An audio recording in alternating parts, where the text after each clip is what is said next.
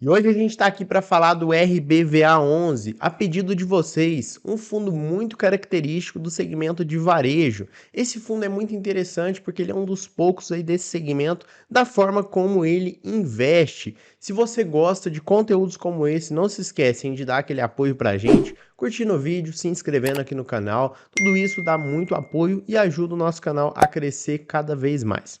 Pessoal, primeiramente vamos falar um pouquinho aqui dos números dele, lembrando que tem relatório novo, tá? Esse relatório aqui acabou de sair do mês de outubro de 2022, então a gente vai fazer vários comentários importantes e no final eu vou mostrar para vocês um ponto importante que você precisa tomar cuidado com esse fundo imobiliário, tá? Primeiramente, pessoal, ele é um fundo aí base 100, né, negociando atualmente aí próximo dos R$ 92. Lembrando, né, que nós estamos aí no dia 11 ainda, não estamos nem no meio do mês de novembro, mas apesar disso ele está na mínima do mês, tá? R$ 92 é a mínima desse mês de novembro. E nos últimos 5 dias, o fundo já caiu mais de 4%, tá? Então, assim, o fundo está em queda atualmente. Vamos ver como ele vai ficar futuramente, mas vamos entender o que está acontecendo com o fundo.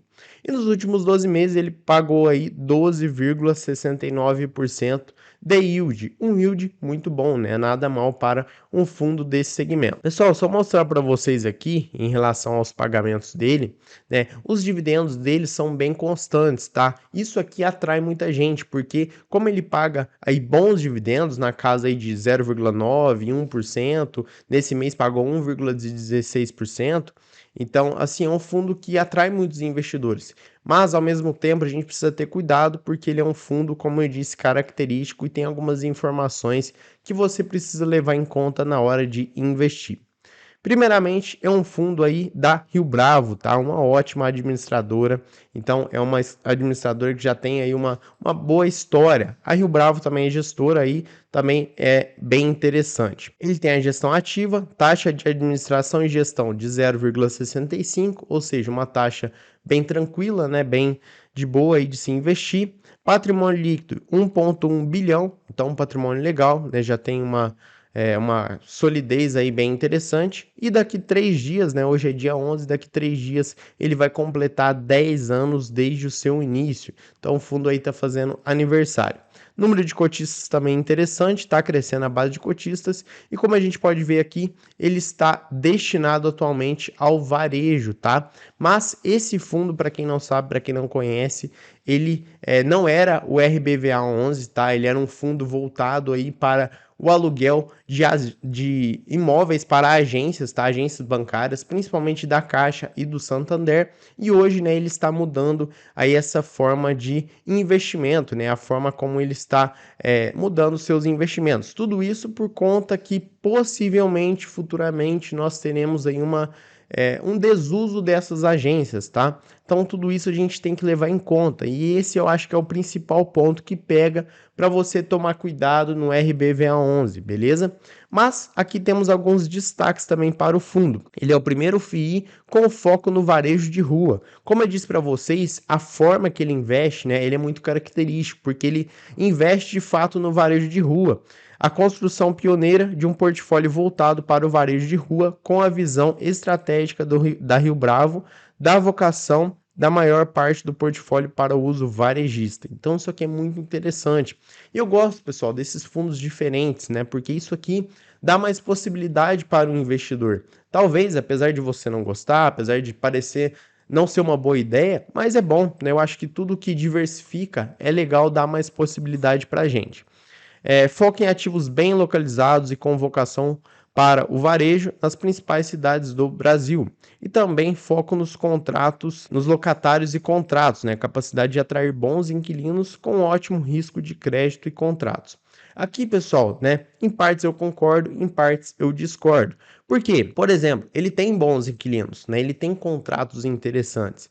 Mas, como eu disse, muitos desses contratos são com agências da Caixa, do Santander, e isso futuramente pode se tornar um problema. Ao meu ver, né, já é um ponto de atenção atualmente, porque hoje, por exemplo, falo por mim, eu não vou em banco mais. Se eu vou em banco, assim, dificilmente uma vez por mês para sacar ali um dinheiro, deixar um dinheiro ali guardado caso eu precise do dinheiro em espécie. Mas hoje em dia é tudo no Pix, transferência, cartão, então assim, não tem necessidade de ter agência. Claro, né? Talvez tenha necessidade, principalmente por conta do dinheiro em espécie, de ter ali um caixa eletrônico, alguma coisa nesse sentido. Mas agências, como a gente está acostumado, talvez futuramente, daqui 5, 10 anos, não vão existir mais, tá? Ou vão ser mínimas, né? Vão ter quantidades menores, tá? Então, fica aí minha dica, meu ponto de atenção para vocês em relação a isso. Ele tem atualmente 79 ativos, tá? Tem uma vacância muito pequena de 0,2. E outras informações dele, pessoal, né? Ele tem 7 inquilinos atualmente. É uma quantidade mediana, né? Poderia ter um pouco mais, principalmente inquilinos como a Caixa e o Santander, poderia mudar, porque, ao meu ver, isso aumenta o risco do fundo, tá? Mas de modo geral é isso, né? Bem tranquilo. Comentário do gestor. Pessoal, aqui tem muita página só de comentário do gestor, a gente vai passar pelos principais pontos, tá? Pra gente não ficar enrolando aqui. Em outubro, o fundo teve um resultado de R$ 1,19 por cota refletido, efeito não recorrente. Não recorrente é que não acontece sempre, tá? É de vez em quando ou quase nunca acontece. Então, é efeito não recorrente de 14 centavos por cota referente ao ganho de capital, ao lucro, tá? Trocando em miúdos, da venda do imóvel Ferraz de Vasconcelos, locado à Caixa Econômica Federal em São Paulo, tá? E o efeito de adiantamento de aluguel de um locatário, impactado positivamente o resultado de 6 centavos por cota. Portanto, o fundo, né, a distribuição dele de R$ 1,07 por cota objetivou a linearização dos proventos ao longo do semestre. Como a gente viu, o fundo tem esse objetivo, né, de manter ali uma recorrência linear de proventos, tá? Isso é interessante. Bom, o fundo fez algumas vendas em outubro, né? Foi concluída a venda de mais uma agência, dando continuidade à estratégia já consolidada pelo fundo de geração de valor através de alienações capazes de maximizar o retorno de cada ativo, ao mesmo tempo em que melhora a relação risco-retorno da carteira de ativos do fundo.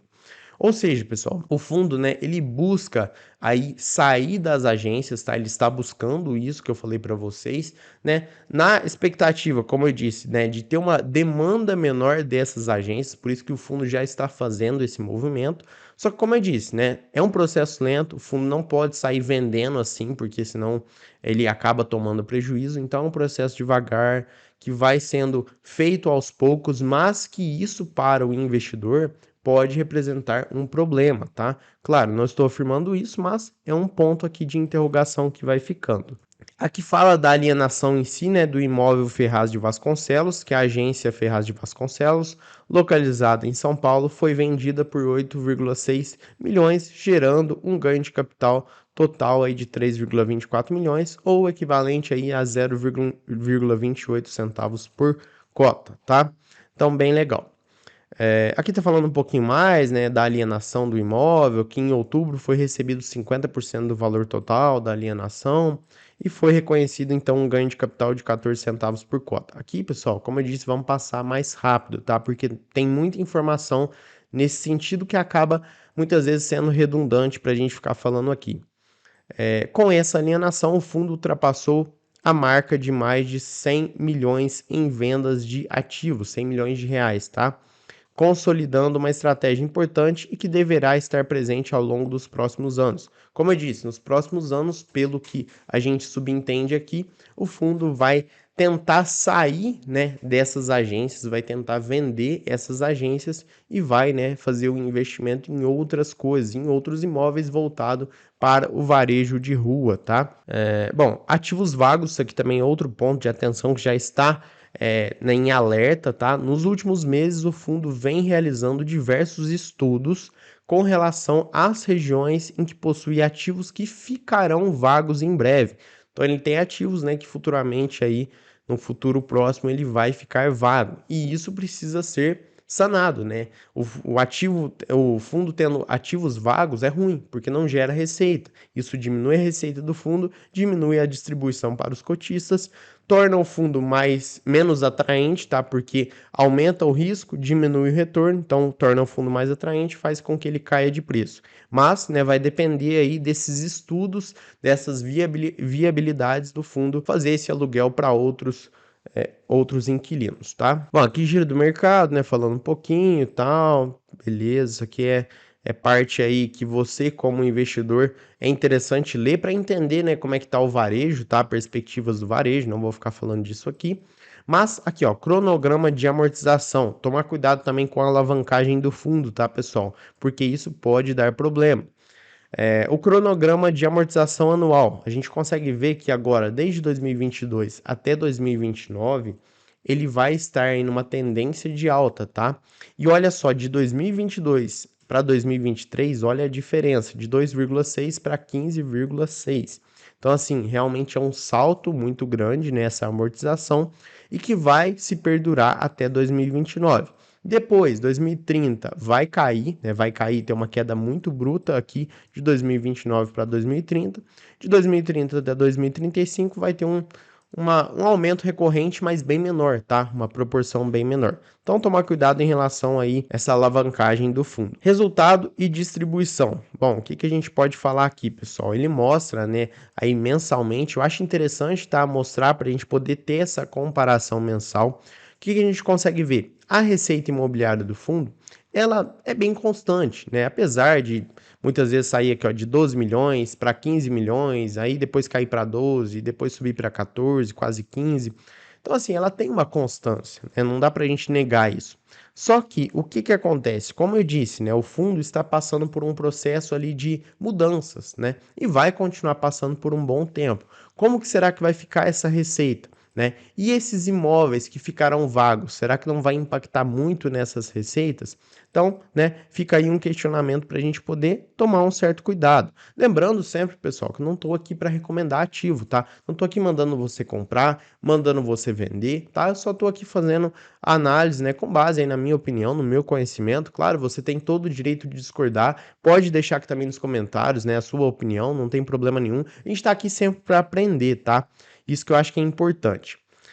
Bom, e o que a gente consegue ver também, né, olhar nesse fundo aqui, é a proporção distribuída, pessoal. A gente consegue ver que em alguns determinados meses ele distribui mais que o resultado e outros bem menos que o resultado. Por exemplo, em julho, distribuiu bem menos, 80% aí do resultado. E o que a gente consegue extrair disso? Que o fundo, ele procura sempre manter a linearidade. De fato, é o que acontece, né? Como a gente viu, de fato é o que acontece.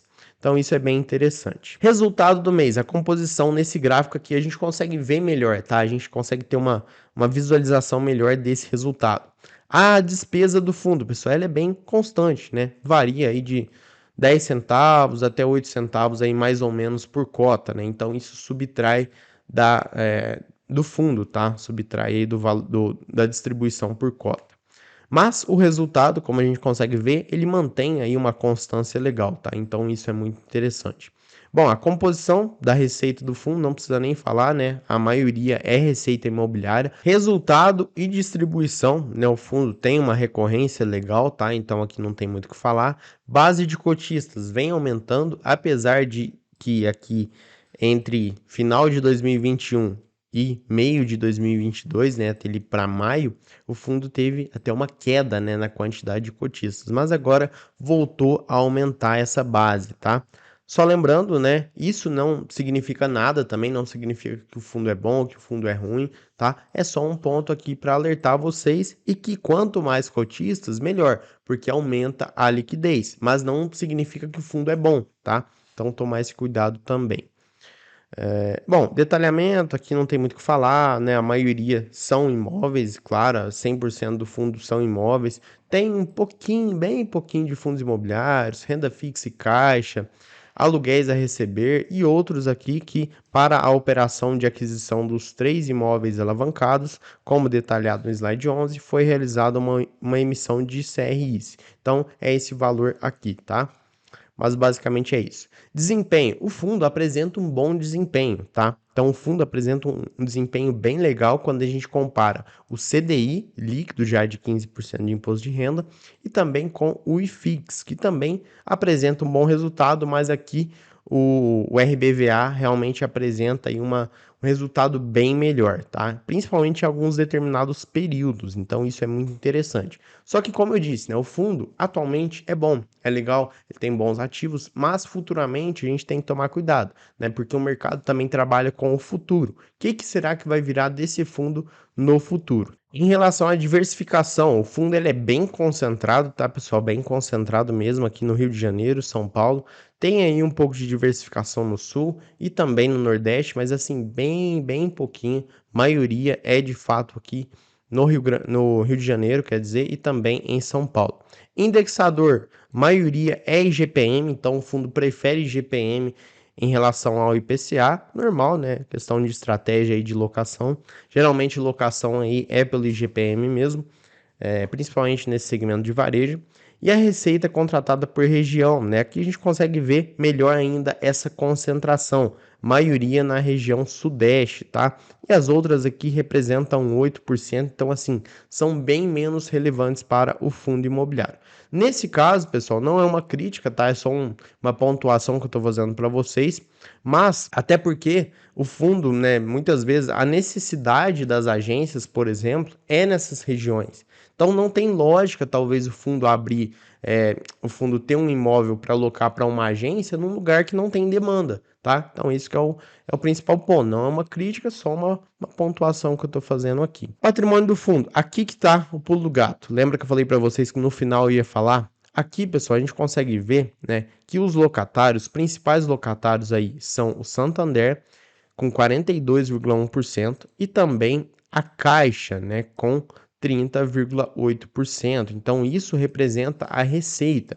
E olha só, como eu disse para vocês, esses dois locatários, isso pode dar um problema no futuro, justamente porque a gente não sabe o que vai virar dessas agências. Como eu disse para vocês, minha opinião, futuramente não teremos mais necessidade dessas agências, principalmente do jeito que a gente conhece.